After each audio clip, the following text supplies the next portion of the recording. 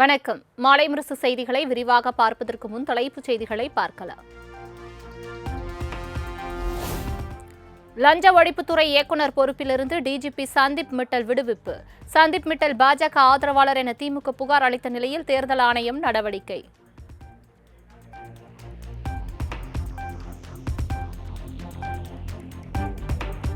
கன்னியாகுமரி விவேகானந்தா கல்லூரியில் நாளை நடைபெற இருந்த தாவேக தலைவர் விஜயின் பொதுக்கூட்டம் ரத்து. அதே நேரத்தில் 0 பழத்தோட்டம் சந்திப்பு உள்ளிட்ட 5 இடங்களில் ரோட் ஷோ மூலம் பிரச்சாரத்தில் ஈடுபட உள்ளதாக தகவல்.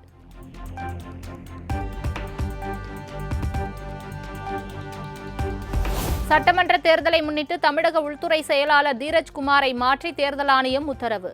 புதிய உள்துறை செயலாளராக மணிவாசனை நியமனம் செய்து நடவடிக்கை.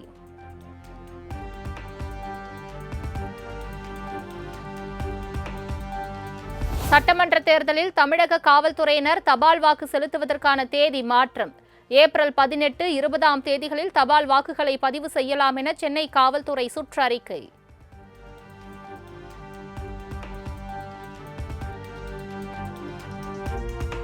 தமிழ்நாடு சட்டமன்ற தேர்தலை ரத்து செய்யக்கோரி உச்சநீதிமன்றத்தில் வழக்கு. நாளை மறுதினம் அவசர வழக்காக பட்டியலிடப்பட்டு விசாரிக்கப்படும் என எதிர்பார்ப்பு.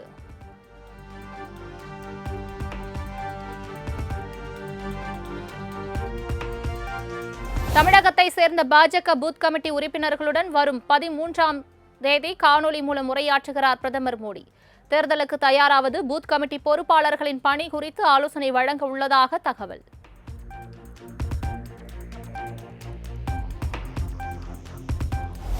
ஏப்ரல் 13ஆம் தேதியன்று திருவள்ளூரில் 5ஆம் கட்ட தேர்தல் பிரச்சாரத்தை தொடங்குகிறார் முதலமைச்சர் மு.க.ஸ்டாலின். ஏப்ரல் 14ஆம் தேதி வேலூர், திருப்பத்தூரிலும், 15ஆம் தேதி சேலம், காரிமங்கலத்திலும், 16ஆம் தேதி நாமக்கல், பெரம்பலூரிலும் பொதுக்கூட்டத்தில் உரை.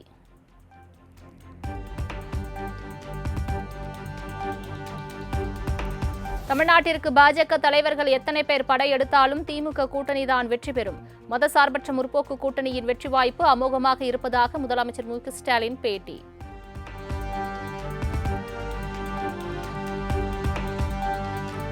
தோல்வியின் விரக்தியில் உள்ளார் எதிர்க்கட்சித் தலைவர் எடப்பாடி பழனிசாமி. பாஜகவுக்கு அதிமுக அடிமையாகிவிட்டதால் டெல்லிதான் ஆதிக்கம் செலுத்துவதாகவும் முதலமைச்சர் மு.க.ஸ்டாலின் விமர்சனம்.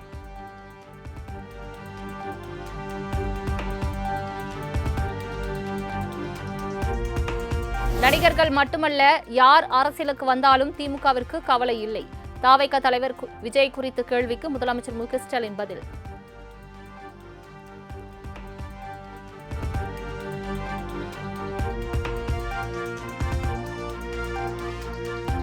திமுக தலைவரும் முதலமைச்சருமான மு.க.ஸ்டாலின் இலுப்பூர் பகுதியில் நடைபயிற்சி மேற்கொண்டு வாக்கு சேகரிப்பு. இலுப்பூரில் சாலையோர கடையில் மக்களோடு மக்களாக அமர்ந்து தேநீர் அருந்தினார் முதலமைச்சர்.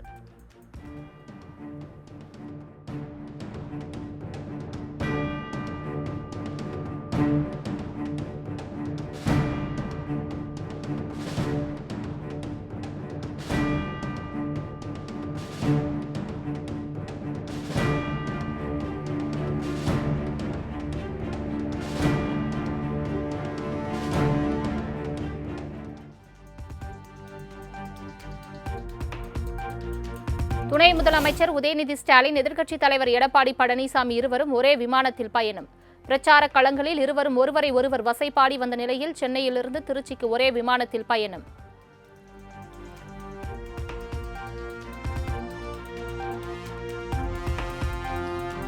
முதலமைச்சர் மு.க.ஸ்டாலினுக்கு சொந்தமாக கார் கூட இல்லையா? மக்களை ஏமாற்றுகிறார்கள். கோவையில் பாஜக மாநில முன்னாள் தலைவர் அண்ணாமலை விமர்சனம். ஸ்டாலின் அவருடைய வேட்புமனு எடுத்து பார்த்தா சொந்தமா கார் இல்ல, மொத்த சொத்து 41 லட்சம், அசையா சொத்து 1 கோடி. என்ன ஏமாத்துறீங்க? காது இல்லாமல பூ வச்சு சுத்திட்டு இருக்கிறோம்லாங்க.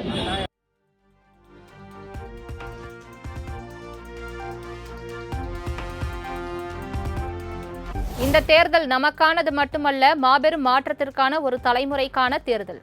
தன்னலமற்ற உழைப்பை செலுத்தி நமது வெற்றி பயணத்திற்கு வலு சேருங்கள் என தொண்டர்களுக்கு தாவேக தலைவர் விஜய் வேண்டுகோள்.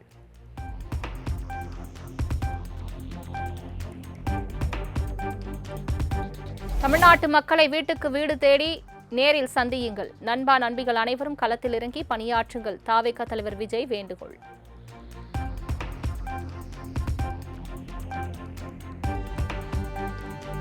தவேக தலைவர் விஜயின் ஜனநாயகன் திரைப்படம் சட்டவிரோதமாக இணையதளத்தில் வெளியான விவகாரம்.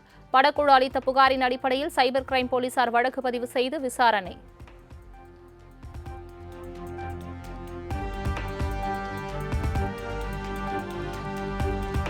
தவேக தலைவர் விஜயின் ஜனநாயகன் திரைப்படம் இணையத்தில் லீக் ஆனதை அரசியலாக்க கூடாது.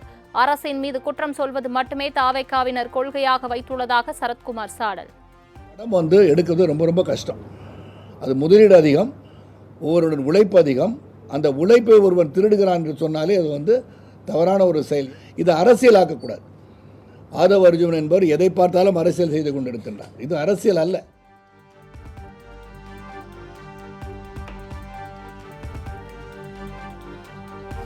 தோல்வி பயத்தால் 2 தொகுதிகளில் போட்டியிடுபவன் நான் அல்ல. கோடிகளை கொட்டி அரசியலுக்கு வந்தவன் அல்ல. சிறந்த கொள்கைகளை சொல்லி அரசியலுக்கு வந்தவன் என்றும் சீமான் பேச்சு. தோல்விக்கு பயந்து 2 தொகுதியில் போய் போட்டியிடுகிறனா? நான் சாதி சொல்லி வாக்கு கேட்கிறவனா? மதம் சொல்லி வாக்கு கேட்கிறவனா? இல்லை, நான் பிறந்த தமிழன் என்கிற இனத்தை சொல்லி. அப்படித்தான் நாங்கள் இந்த பயணத்தை தொடங்குகிறோம். முகத்தை காட்டி வாக்கு கேட்கிறவன் அல்ல, மிகச்சிறந்த கருத்தை சொல்லி வாக்கு கேட்கிறவன். நான் கோடிகளை கொட்டி அரசியல் செய்ய வந்த பிள்ளைகள் அல்ல, உயர்ந்த கொள்கையை முன்னிறுத்தி அரசியல் செய்ய வந்த பிள்ளைகள்.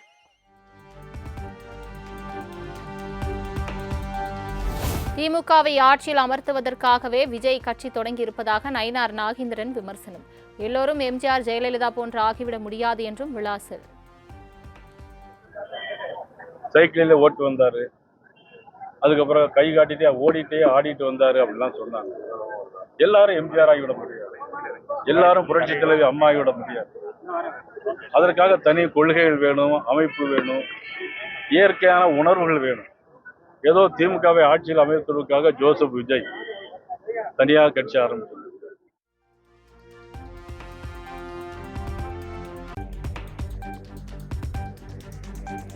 ஈரோடு மாவட்டம் சத்தியமங்கலத்தில் தாவேகாவின் விசில் சின்னத்திற்கு பதிலாக இரட்டை இலை சின்னத்திற்கு வாக்களிக்கும்படி பிரச்சாரத்தில் ஈடுபட்ட செங்கோட்டையன் சுதாரித்துக் கொண்டு இரட்டை இலை சின்னத்திற்காகவே வாக்கு கேட்டு பழகிவிட்டேன் என கூறியதால் சலசலப்பு. இரட்டை இலை சின்னத்தில் நான் கேட்டுக்கிட்டு பழகி ஒரு புரட்சியை உருவாக்க வேண்டும். அந்த புரட்சி தான் தமிழக வெற்றிக்கழக தலைவர் தளபதி அவர்களை இரட்டை இலை சின்னத்தை இரட்டை இலை சின்னத்தில் நான் கேட்டுக்கிட்டு பழகிட்டேன். இரட்டை இலை சின்னத்தை இரட்டை இலை சின்னத்தை இரட்டை இலை சின்னத்தில் நான் கேட்டுக்கிட்டு பழகிட்டேன்.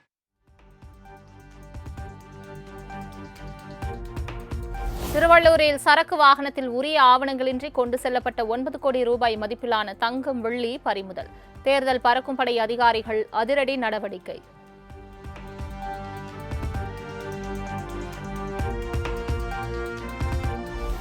பொன்னேரி தொகுதி காங்கிரஸ் வேட்பாளர் துரை சந்திரசேகருடன் பெண்கள் வாக்குவாதம். அடிப்படை வசதிகள் எதுவும் செய்து தராமல் 1000 ரூபாய் கொடுத்தால் மட்டும் போதுமா என ஆவேசம்.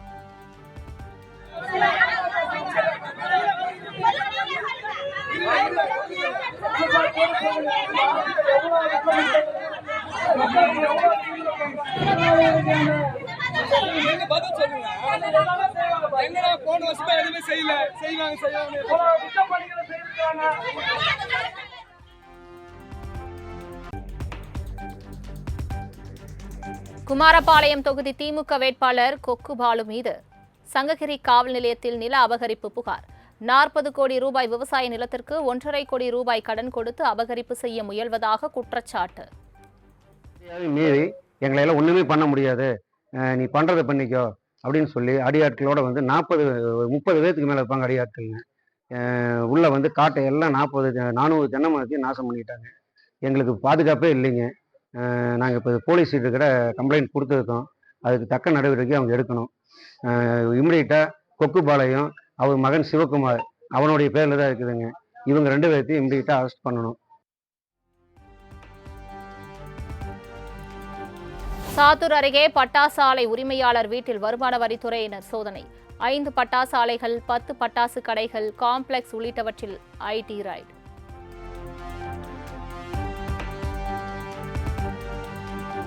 திண்டுக்கல் தொகுதியில் திமுக வேட்பாளர் செந்தில்குமாருக்கு ஆதரவாக குடுகுடுப்பைக்காரர் வேடமணிந்து நூதன பிரச்சாரம். திமுகவுக்கு ஓட்டு போடுங்கள், தமிழகம் சிறப்பாக இருக்கும், ஜக்கம்மா சொல்றா என குடுகுடுப்பை அடித்து வாக்கு சேகரிப்பு. 8ல இருந்தே இன்னைக்கு வரைக்கும் என்னுடைய ஓட்டு ஒரே சூரியனுக்கு. சந்தோஷம். வாழ்த்துக்கள். இன்னும் 16 வருஷம் ஆனாலும் 100 ஆண்டு காலம் வாழ்ந்தாலும் உங்க பிள்ளைங்க ஓட்டு போடணும். உங்க பிள்ளைகளெல்லாம் ஓட்டு போட சொல்லுங்க. நம்ம என்ன ஐபிஎஸ் நிற்கிறாரு, வாழ்த்துங்கம்மா அவருக்கு. ஆமா, உங்களுக்கு வயது வாழ்த்த கூட நிறைய வயது இருக்கு, வாழ்த்துங்க கண்டிப்பா.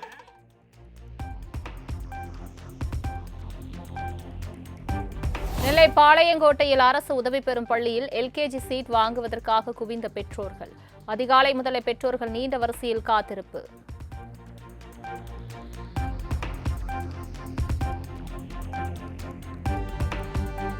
ஓட்டப்பிடாரம் அருகே சிலிண்டருக்காக 5 மணி நேரமாக வெயிலில் காத்து கிடக்கும் 300க்கும் மேற்பட்டோர். கை குழந்தைகளுடன் பெண்கள் காத்திருக்கும் அவல நிலை.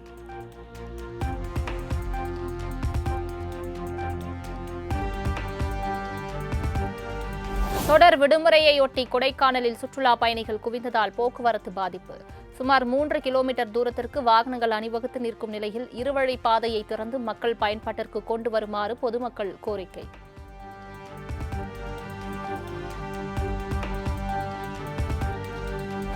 ஜோதிராவ் பூலே பிறந்த நாள் விழாவில் நாடாளுமன்ற எதிர்க்கட்சித் தலைவர் ராகுல் காந்தியிடம் நலம் விசாரித்த பிரதமர் மோடி. அரசியல் பிரிவினையை தாண்டி இருவரும் பரஸ்பரம் பேசிக் கொள்ளும் காட்சி இணையத்தில் வைரல்.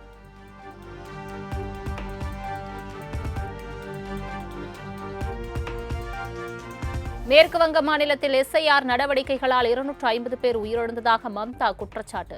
சுமார் 90 லட்சம் வாக்காளர்கள் பட்டியலிலிருந்து நீக்கப்பட்டுள்ளதாகவும் மேற்கு வங்கத்திற்கு எதிரான நடவடிக்கைகளில் பாஜக அரசு செயல்பட்டு வருவதாகவும் விமர்சனம்.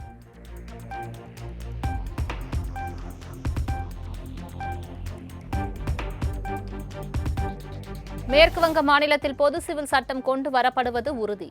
ஊழல்வாதிகளும் அவர்களுக்கு துணையாக இருந்தவர்களும் சிறை செல்வது உறுதி என்றும் பொதுக்கூட்டத்தில் பிரதமர் நரேந்திர மோடி பேச்சு.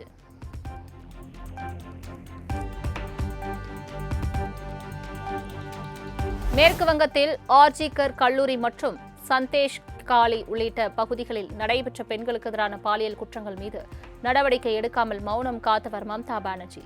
பாஜக ஆட்சிக்கு வந்தால் பெண்களுக்கு எதிரான குற்றங்களில் ஈடுபட்டவர்கள் நிச்சயம் சிறை செல்வார்கள் என்றும் உள்துறை அமைச்சர் அமித்ஷா உறுதி.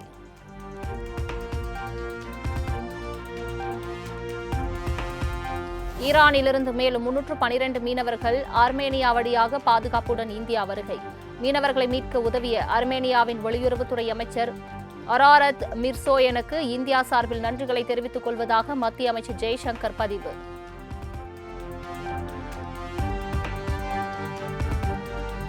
உத்தரப்பிரதேச மாநிலம் மதுராவில் யமுனை ஆற்றில் படகு கவிழ்ந்த விபத்தில் 10 பேர் உயிரிழந்த சோகம். 15 பேர் மீட்கப்பட்ட நிலையில் மாயமான நபர்களை தேடும் பணி தீவிரம்.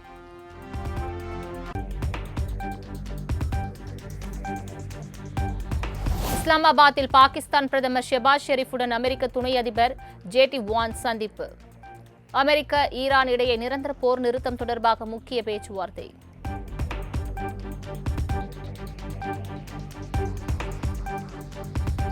அமெரிக்காவின் மைக்ரோசாஃப்ட் நிறுவனத்தின் விண்டோஸ் இயங்குதள பயன்பாட்டுக்கு பதிலாக ஓபன் சோர்ஸ் இயங்குதளமான லினுஎக்ஸுக்கு மாற்றப்போவதாக பிரான்ஸ் அறிவிப்பு. அரசின் தரவுகள் அமெரிக்க நிறுவனங்களின் கட்டுப்பாட்டில் இருப்பதை குறைக்க நடவடிக்கை மேற்கொள்ளப்பட்டு வருவதாகவும் தகவல். சென்னையில் ஆபரண தங்கத்தின் விலை சவரனுக்கு 200 ரூபாய் குறைவு. ஒரு சவரன் 1,12,800 ரூபாய்க்கு விற்பனை.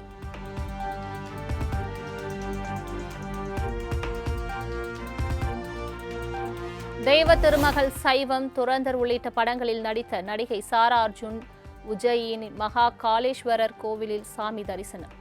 துரந்தர் மாபெரும் வெற்றி பெற்றுள்ள நிலையில் சொல்ல முடியாத அளவுக்கு மகிழ்ச்சியுடன் இருப்பதாக செய்தியாளர்களுக்கு பேட்டி.